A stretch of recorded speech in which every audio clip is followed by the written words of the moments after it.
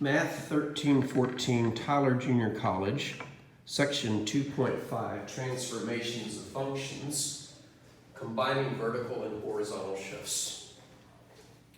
In addition to categorizing the graphs of our common functions, I have begun a list summarizing the transformations to the function and the geometric transformations on the graph. Adding a number at the end moves the graph up, subtracting a number from the end moves the graph down. Adding a number directly to the x moves the graph to the left, subtracting a number directly from the x moves the graph to the right. It's possible and likely, especially if you're doing the homework for my class, that many of your functions will have multiple transformations.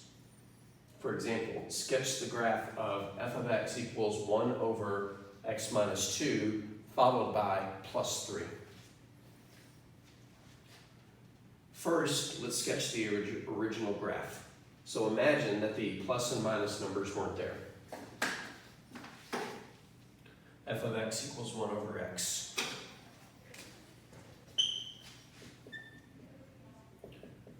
That's the graph that had 2 branches.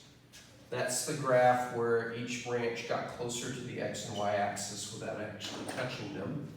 And we'll have to preserve that characteristic.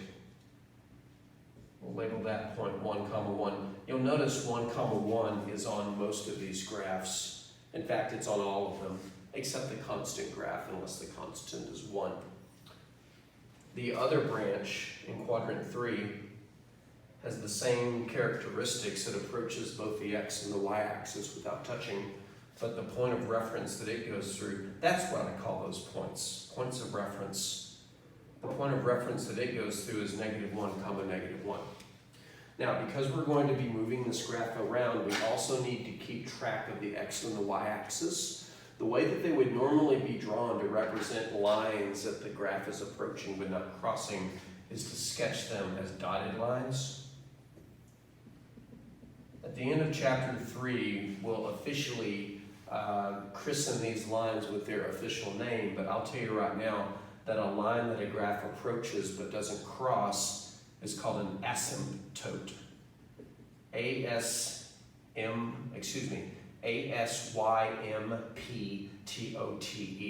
Most people don't pronounce the P and just say asymptote, but if you pronounce it as asymptote. And this graph has both a vertical and horizontal asymptote. So as we transform this graph by translating it or shifting it, we want to keep track of those dotted lines. So let's identify the transformations. Let's start with the -2. Is it directly on the x? Yes.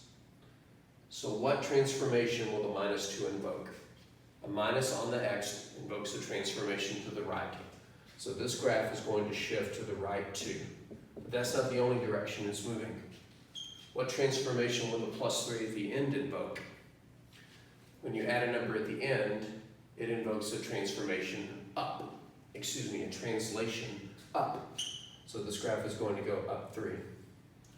And just for clarity, a translation is a shift left or right.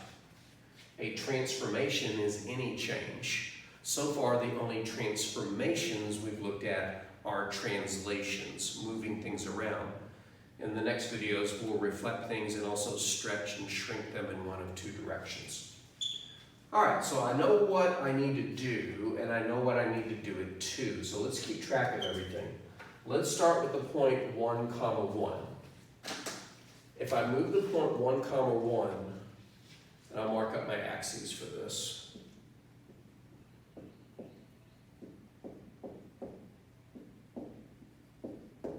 If I take the point 1, 1, which is here originally, move it to the right 2 and up 3, it will land here. That point looks like it's 3, 4. Well, that makes sense. Add 2 to the x, add 3 to the y. Let's do that. Let's do the other reference point arithmetically as well. If we move it to the right 2, we're adding 2 to the x. And if we're moving it up 3, we're adding 3 to the y. If I take -1 and add 2 to it, it'll give me +1. And if I take -1 and add 3 to it, it'll give me +2. So this will move to 1, 2. Now you can also just put your finger on a piece of graph paper and count to the right 2 and up 3 if your graph paper is marked. Now how are we going to keep track of the asymptotes? That's easy.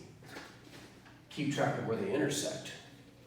These asymptotes intersect to the origin. That's not part of the graph, but it is where the vertical and horizontal asymptote intersect. That one's easy to keep track of. If I move it to the right 2 and up 3, then it's over 2 and up 3.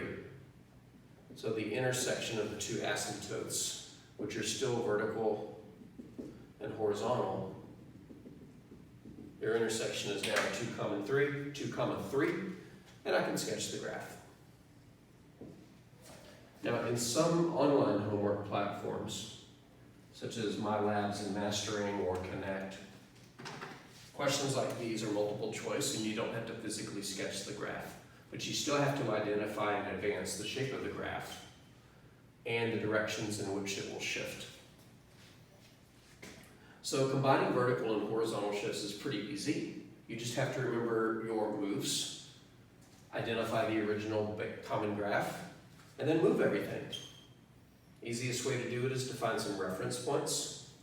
Whatever you're moving left or right, just add or subtract to the X. Whenever you're moving up or down, just add or subtract to the Y. Replot everything, resketch the graph. You don't have to replot and resketch, you can literally just draw it, but you need some reference points around which to sketch the new graph.